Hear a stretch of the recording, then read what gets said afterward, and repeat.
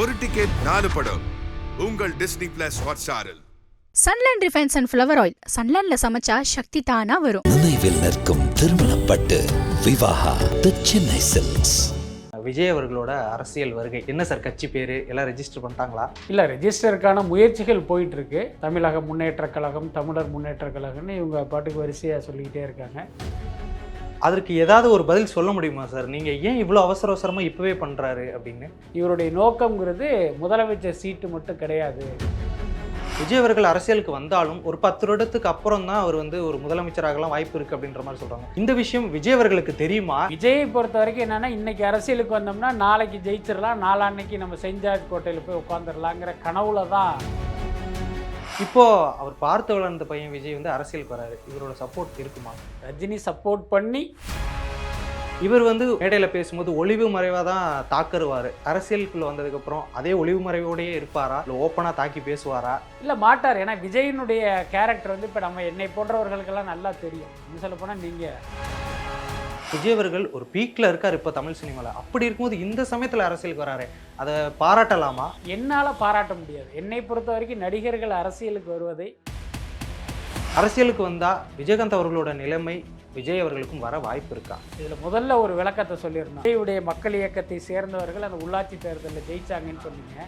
அதுக்கு பின்னாலே பார்த்தீங்கன்னா ஒரு மிகப்பெரிய ஏமாற்று விஷயம் இருக்கு. என்ன காரணம் அப்படின்னா,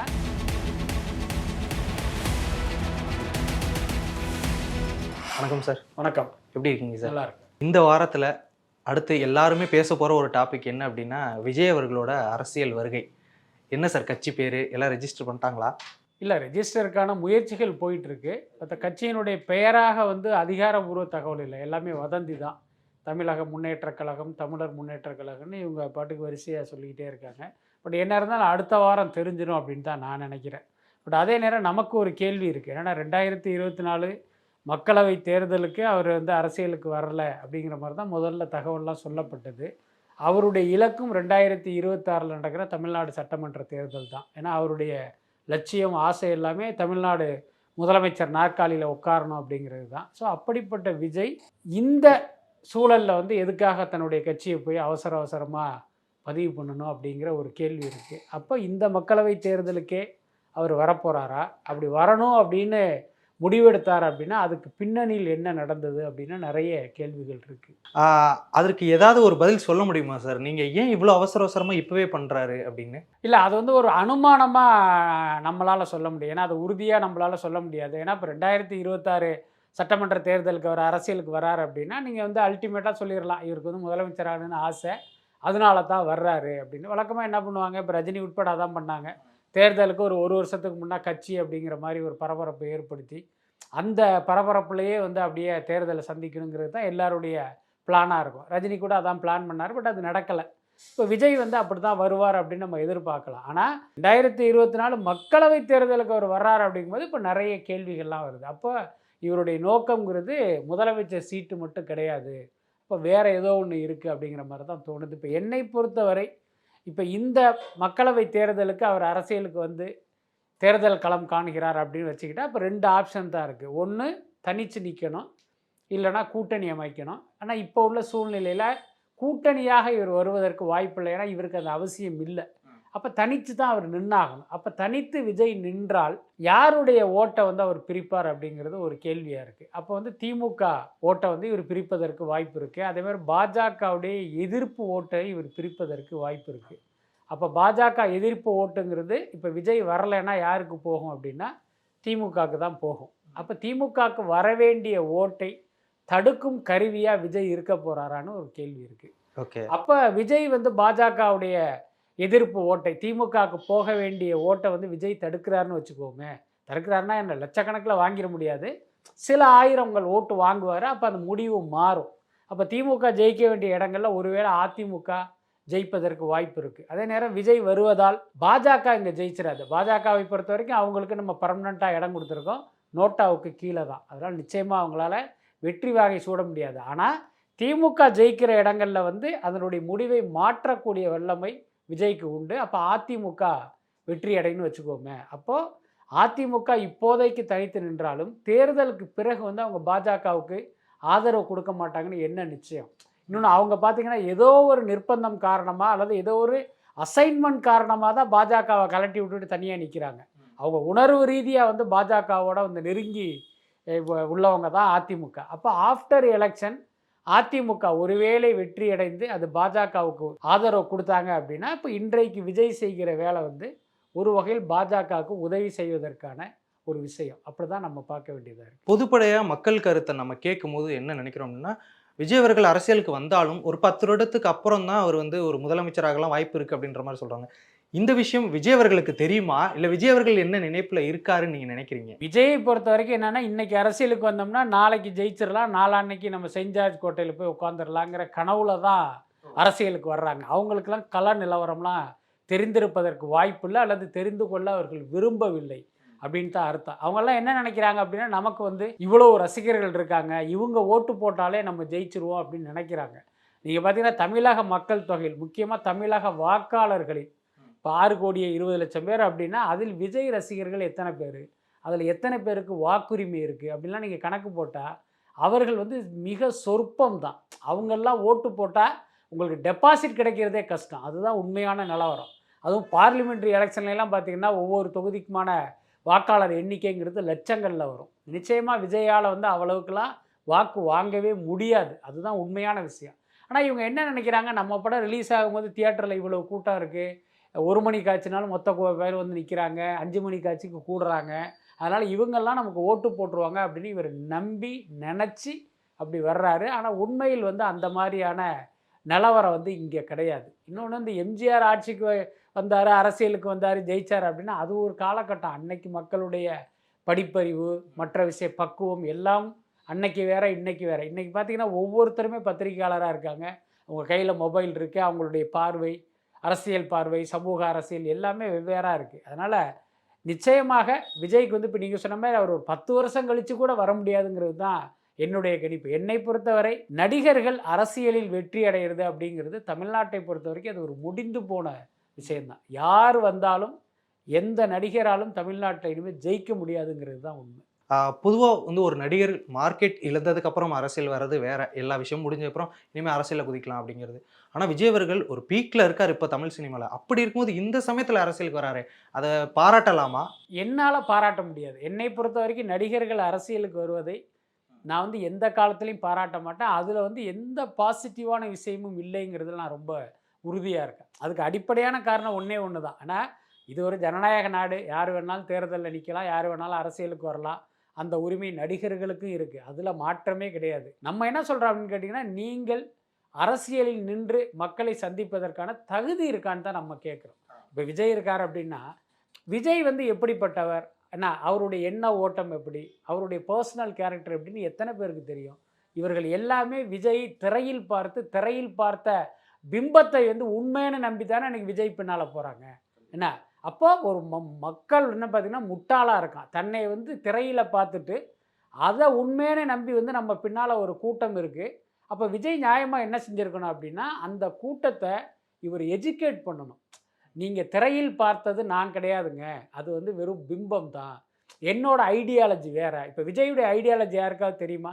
அரசியல் வர போகிறார்ல, அவர் என்ன திராவிட அரசியலை கையில் எடுக்க போகிறாரா, தமிழ் தேசியத்தை எடுக்க போகிறாரா, அல்லது ஒரு வலதுசாரி சித்தாந்தத்தை எடுக்க போகிறாரா, யாருக்காவது தெரியுமா? ஒன்றுமே தெரியாது. அப்புறம் எப்படி மக்கள் அவர் பின்னால் போக முடியும், எப்படி ரசிகர்கள் அவர் பின்னால் போகிறாங்க? என்ன காரணம்னா திரையில் பார்த்த அந்த பிம்பத்தை வச்சு அவங்க போகிறாங்க. அப்போ விஜய் என்ன பண்ணணும்னா அதை முதல்ல உடைக்கணும்.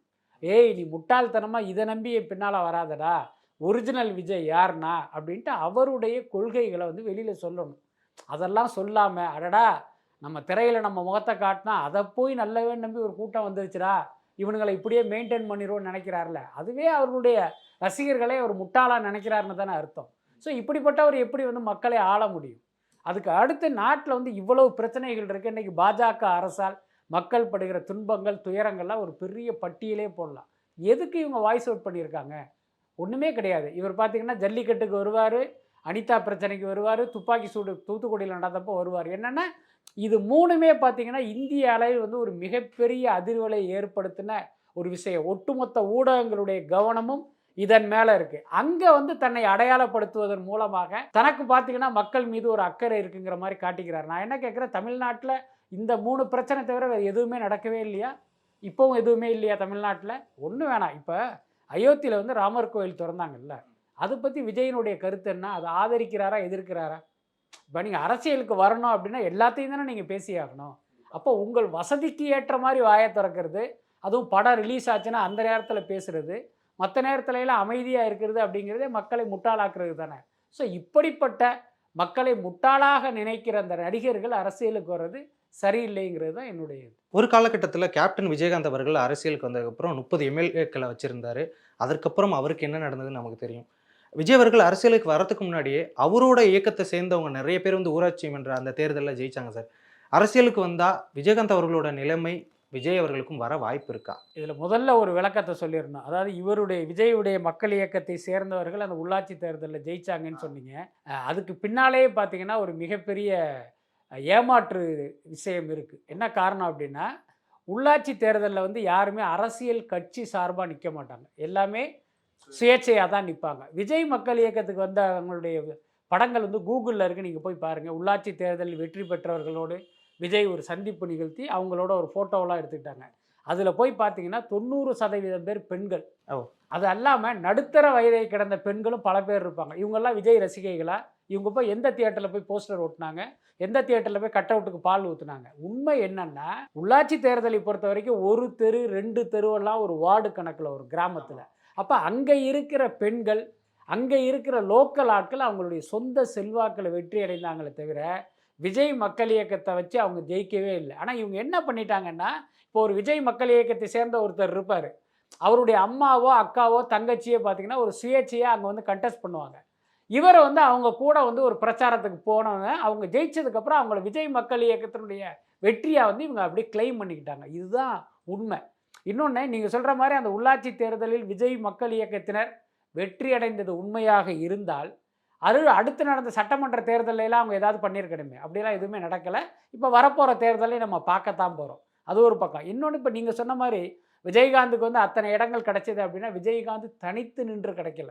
முக்கியமான விஷயம், அவர் முதல்ல வரும்போதே கடவுளோடும் மக்களோடும் கூட்டணி அப்படின்னு தான் வந்தார். பட் ஆனால் அவர் நினச்ச மாதிரி அவரால் வெற்றி அடைய முடியல. அதுக்கப்புறமா தான் புரிஞ்சுக்கிட்டார், தமிழ்நாடு தேர்தல் களம்ங்கிறதே வேற. அதிமுக திமுக 2 பேர்கிட்டையுமே கிட்டத்தட்ட 75% வாக்குகள் இருக்குது. அப்போ நீங்கள் தனித்து நின்றீங்கன்னா நிச்சயமாக உங்களால் வெற்றி அடைய முடியாதுங்கிற யதார்த்தத்தை புரிஞ்சுக்கிட்டு அவர் உடனே அதிமுகவோட கூட்டணி வச்சு தான் அத்தனை எம்எல்ஏக்களை ஜெயிக்க முடிஞ்சது, எதிர்க்கட்சி தலைவராகவும் ஆக முடிஞ்சது. ஆனால் அந்த ஃபார்முலாவை விஜய் செய்வாரா அப்படிங்கிறது ஒரு கேள்வி. என்னன்னா, இப்போ விஜய் வந்து அதிமுகவோட கூட்டணி அமைக்கிறதா ஒரு பேச்சுக்கு வச்சுக்கிட்டாலும் யார் முதலமைச்சர், எடப்பாடியா விஜயா? இப்போ விஜய் முதல்வராவதற்கு எடப்பாடி வந்து ஒர்க் பண்ணுவாரா? நிச்சயமாக மாட்டார். திமுக பக்கம் வந்து இவங்க கூட்டணிக்கு போகிறாங்கன்னா யார் முதலமைச்சர், ஸ்டாலினா விஜயா? விஜயை முதல்வாக்குறது திமுகவுடைய வேலை கிடையாது. அப்போ அங்கே போனீங்கன்னா நீங்கள் ஒரு செகண்டரியாக தான் இருக்கணும். விஜயுடைய பாயிண்ட் ஆஃப் வியூவில் பாருங்கள், விஜய் கட்சி ஆரம்பிக்கிறது எடப்பாடியையோ ஸ்டாலினையோ முதலமைச்சராக்கிறதுக்காக இவர் அரசியலுக்கு வர்றாரு, தான் முதல்வராகணுன்னு தான் அரசியலுக்கே வர்றாரு. அப்போ இவர் கூட்டணியாக போவதற்கு வாய்ப்பு இல்லை. அப்போ கூட்டணி போகாமல் நீங்கள் தனித்து நின்னீங்க அப்படின்னா இங்கே இருக்கிற வாக்கு சதவீதத்தை வச்சு பார்க்கும்போது உங்களால் எந்த காலத்திலும் வெற்றி அடைய முடியாது அப்படிங்கிறது தான் கலை யதார்த்தம். தைரியம், அதாவது இந்த வேட்பாளர்களில் இந்த முதல்வர் வேட்பாளராக இதற்கு முன்னாடி விஜயகாந்த் அவர்கள்லாம் இருந்தபோது ஒரு தைரியம் எல்லாத்துக்கிட்டே இருந்தது. இவர் வந்து சினிமா ரீதியான பிரச்சனைகளை எப்போவுமே மன்னிப்பு கேட்கறதா இருக்கட்டும், இல்லை ஒரு மேடையில் பேசும்போது ஒளிவு மறைவாக தான் தாக்குவார் எல்லாத்தையும். அப்படி இருக்கும்போது அரசியலுக்குள்ளே வந்ததுக்கப்புறம் அதே ஒளிவு மறைவோடையே இருப்பாரா, இல்லை ஓப்பனாக தாக்கி பேசுவாரா? இல்லை, மாட்டார். ஏன்னா விஜயினுடைய கேரக்டர் வந்து இப்போ என்னை போன்றவர்களுக்கெல்லாம் நல்லா தெரியும். இன்னும் சொல்ல போனால் நீங்கள் விஜய் வந்து மேடையில் அவ்வளோ தூரம் பேசுகிறாருல, அதுவே நமக்கெல்லாம் ஒரு ஆச்சரியத்தை கொடுக்குற விஷயம். ஏன்னா விஜயை பொறுத்த வரைக்கும் ரொம்ப ரொம்ப சாஃப்டான கேரக்டரு, ரொம்ப ரொம்ப மென்மையானவர். அவர் இங்கே பேசுகிறது பார்த்தீங்கன்னா ஒரு 10 அடி தள்ளி நிற்கிறவங்க காதிலே விழாது. அதுதான் விஜய். எல்லாத்துக்கும் மேலே பார்த்தீங்கன்னா அவர் ரொம்ப ரொம்ப ஒரு சங்கோஜமான ஒரு கேரக்டர், சங்கோஜி. அவர் ஒரு வெளிப்படையாக ஒரு கலகலப்பாக பேசவே ஒரு தயக்கம் காட்டுகிற ஒரு கேரக்டர். ஸோ இப்படிப்பட்டவர் நீங்கள் அரசியலுக்கு வந்தார் அப்படின்னா அது எந்த அளவுக்கு ஈடுபடுங்கிறதே ஒரு கேள்வி. இப்போ விஜயகாந்த் வந்தார் அப்படின்னா விஜயகாந்துடைய பேச்சுகளெல்லாம் கவனிச்சிங்கன்னா அந்த கலோக்கியெல்லாம் அவர் அந்த மக்கள்கிட்ட போய் சேர்ந்தார்ல. இப்போ திமுக அதிமுக மேடையிலலாம் பார்த்தீங்கன்னா அப்படி நீட்டி முளைக்கி பேசுவாங்க. அதெல்லாம் பார்த்தீங்கன்னா ஒரு அவுட்டேட்டட் ஸ்பீச் அதெல்லாம். ஆனால் விஜயகாந்த் பார்த்தீங்கன்னா மக்களோட வந்து அப்படி இன்ட்ராக்ட் பண்ணுற மாதிரி உங்களோட சர்வசாதாரணமாக பேசுகிற மாதிரி ரொம்ப கலோக்கியலாக பேசுவார். அதுதான் மக்கள்கிட்ட வந்து ஒரு பெரிய செல்வாக்கை கொடுத்தது. அந்த ஃப்ளோ வந்து விஜய் கிட்ட நம்ம நிச்சயமாக எதிர்பார்க்க முடியாது. அதுக்கடுத்து பார்த்தீங்கன்னா விஜயகாந்த் கிட்ட ஒரு தைரியம் இருந்தது. அதை வந்து நீங்கள் அசட்டு தைரியம்னு கூட எடுத்துக்கலாம். விஜய் கிட்ட வந்து அந்த தைரியம் இருக்கா அப்படிங்கிறது சந்தேகம். இப்போ நீங்களே சொன்ன மாதிரி ஒரு விஷயத்த சொல்ல வந்தாலும் அதுக்கு ஏதாவது ஒரு குட்டி கதையை சொல்லி அல்லது பார்த்தீங்கன்னா அப்படி பூடகமாக வேறு விஷயத்த சொல்லி அப்படியே அப்படி போவார். அது வந்து அரசியலுக்கு வந்து செட் ஆகாது. அரசியலை பொறுத்த வரைக்கும் வெட்டு 1 துண்டு 2 தான். அது வந்து விஜய் கிட்ட நம்ம எதிர்பார்க்க முடியாது. அரசியலுக்கு வந்துருவாரு, இதற்கு பிறகு சினிமா இது இருக்காது அப்படின்னு நினைச்சிட்டு இருக்கும்போது இன்னைக்கு வந்து டிவிவி என்டர்டைன்மெண்ட் தெலுங்கு ப்ரொடக்ஷனோட மிகப்பெரிய பட்ஜெட்ல பேன் இண்டியன் மூவி கமிட் ஆக போறாருன்ற மாதிரியான ரூமர்ஸ் வருது. அதை பத்தி உங்களோட இல்லை, நான் முதல்லேருந்தே சொல்லிட்டு இருக்கேங்க, விஜயை பொறுத்த வரைக்கும் அரசியலுக்காக சினிமாவை வந்து பிரேக் பண்ண மாட்டார். அதுதான் உண்மை. ரொம்ப சிம்பிளான கால்குலேஷன் தான். விஜய் வந்து இன்னைக்கு 200 கோடி சம்பளம் வாங்குறாரு, வருஷத்துக்கு 2 படம் பண்ணுறாரு, அப்போ கிட்டத்தட்ட 400 கோடி ரூபா. இப்போ இந்த படம் ஜெயிச்சிருச்சுன்னா அவருடைய சம்பளம் 250 கோடியாக மாறும். அப்போ வருஷத்துக்கு 500 கோடி ரூபா. நீங்கள் யோசிச்சு பாருங்கள், 500 கோடி ரூபாயை வேணான்னு சொல்லிட்டு ஒருத்தர் அரசியலுக்கு வந்து இந்த மக்களுக்கு சேவை பண்ண வர்றாரு அப்படின்னா அது நீங்கள்லாம் எப்படி நம்ப முடியும்? அதுக்கு அடுத்து இப்போ அரசியலுக்கு வர்றாரு அப்படின்னா உடனடியாக இவருக்கு வந்து முதலமைச்சர் நாற்காலியை தூசி தட்டி வாங்க உட்காருங்கன்னு சொல்ல போகிறதில்ல. அதுக்கு பின்னால் நிறைய ஸ்ட்ரகிள் இருக்குது. அரசியலுக்கு வந்த எல்லாருக்குமே வெற்றி கிடைக்காது, வெற்றி கிடைத்த எல்லாருக்குமே முதலமைச்சர் நாற்காலியும் கிடைக்காது. அப்போ ஒரு 500 கோடியை இழந்து விட்டு வருகிற ஒருத்தருக்கு வந்து இங்கே வெற்றியே கிடைக்கலன்னா என்ன ஆகும்? இப்போ கமல்ஹாசன் எடுத்துங்க, அவர் மக்கள் நீதி மய்யம் ஆரம்பித்தோன்னே என்ன சொன்னார்? இந்தியன் 2 தான் என்னுடைய கடைசி படம் அப்படின்னு சொன்னார். என்னன்னா அவருக்கும் இப்படி ஒரு கனவு இருந்தது. இத்தனை வருஷம் சினிமாவில் இருந்திருக்கோம், நம்ம அரசியலுக்கு வந்தோம்னா அப்படி தமிழ்நாடே நமக்கு ஓட்டு போட்டுரும், நம்மளை கொண்டு போய் பல்லக்கில் கொண்டு போய் அங்கே உட்கார வைப்பாங்கன்னு நினச்சாரு. கடைசியில் பார்த்தா அவராலே ஜெயிக்க முடியல. மக்கள் நீதி மய்யம் பல இடங்களில் பார்த்தீங்கன்னா டெபாசிட் கூட வாங்கலை. ஸோ அந்த மாதிரியான ஒரு விஷயம் வந்து நிச்சயமாக விஜய்க்கு நடப்பதற்கு வாய்ப்பு இருக்குது. அதனால் டெஃபினட்டாக அவர் பண்ண மாட்டார். இப்போ நீங்கள் கேள்விப்பட்ட மாதிரி அந்த நிறுவனத்துக்கு வந்து அவர் படம் பண்ண போகிறாரு. அது இல்லாமல் வேறு சில நிறுவனங்களும் லைனப்பில் இருக்காங்க. அதிகபட்சமாக என்ன பண்ணுவார் அப்படின்னா அந்த தேர்தல் நேரத்தில் ஒரு 2 மாதம் 3 மாதம் ஒரு பிரேக் எடுத்துக்கிட்டு அந்த பிரச்சாரம் அப்படிங்கிற மாதிரியான ஒரு விஷயத்துக்கு வேணால் வர்றதுக்கு வாய்ப்பு இருக்குது. கமிங் டு சினிமா, விடாமுயற்சி ரீசெண்டாக கிட்டத்தட்ட ஒரு 15 ஃபோட்டோ ரிலீஸ் பண்ணியிருப்பாங்க போல். தொடர்ந்து ஃபோட்டோஸாக விட்டுட்டு இருக்காங்க.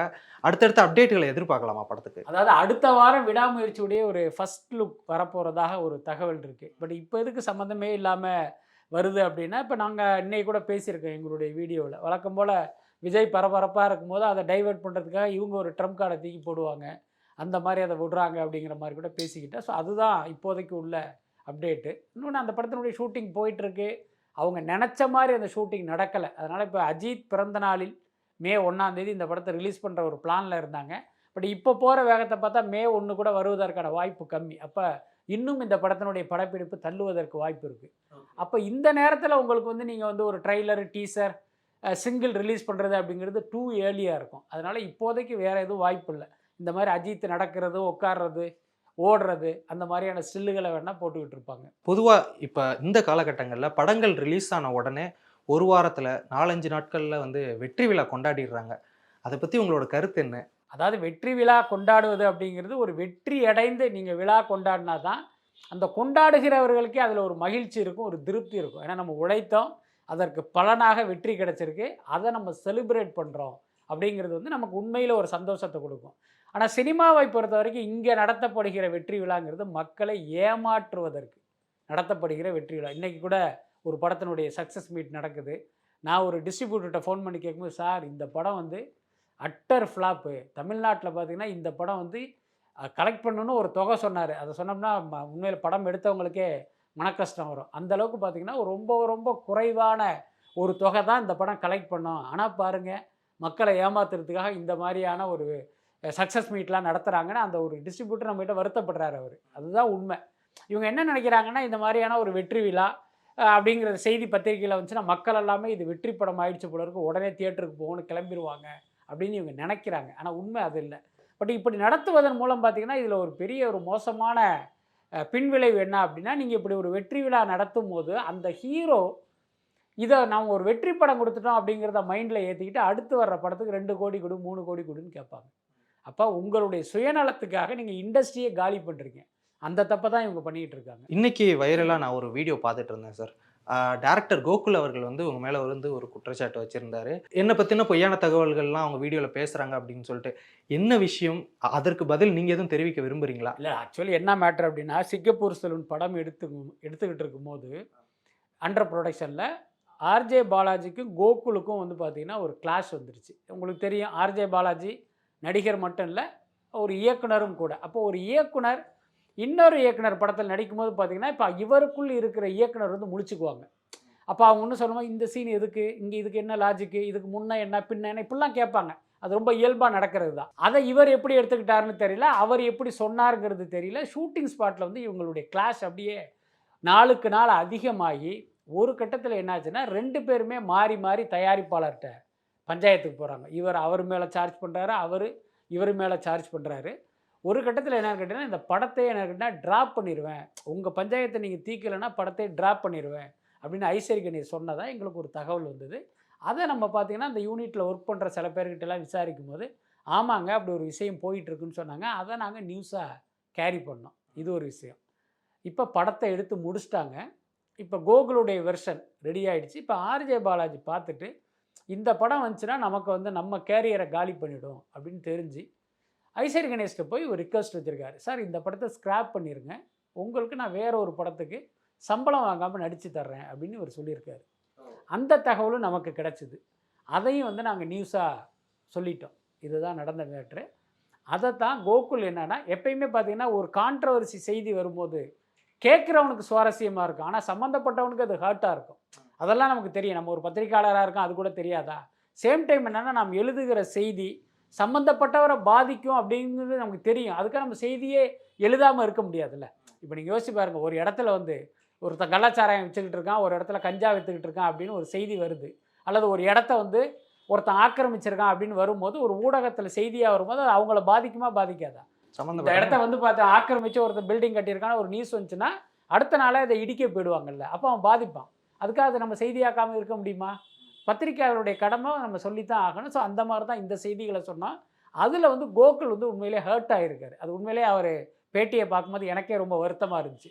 அதில் இன்னொன்று அவர் மென்ஷன் பண்ணது என்ன அப்படின்னா, அந்த செய்தியை சொல்லும்போது அப்படி சிரிச்சுக்கிட்டே சொல்கிறாங்க அப்படின்னாரு. ஆக்சுவலி பார்த்தீங்கன்னா நம்மளுடைய வலைப்பேச்சு எல்லாருக்கும் என்னென்னா ஒரு ஃபார்மலான சேனல் கிடையாது. அது வந்து நம்ம ஒரு டீ கடையில் உட்காந்து பேசுகிற மாதிரியான ஒரு கேஷுவலாக தான் நம்ம எல்லாத்தையுமே டீல் பண்ணுவோம். அதனால அப்படி சிரிச்சுக்கிட்டு அதை நம்ம சொல்லியிருப்போம். மற்றபடி அதை கோகுலில் நம்ம வந்து ஹர்ட் பண்ணணும், அவரை நோகடிக்கணும், அந்த மாதிரி இன்டென்ஸ் எல்லாம் நமக்கு கிடையாது. அவரே சொன்னது போல் கோகுலுக்கும் நமக்கு நேரடியாக இது வரைக்கும் பழக்கமே இல்லை. இன்ஃபேக்ட் நான் அவரை மீட் பண்ணது கூட இல்லை.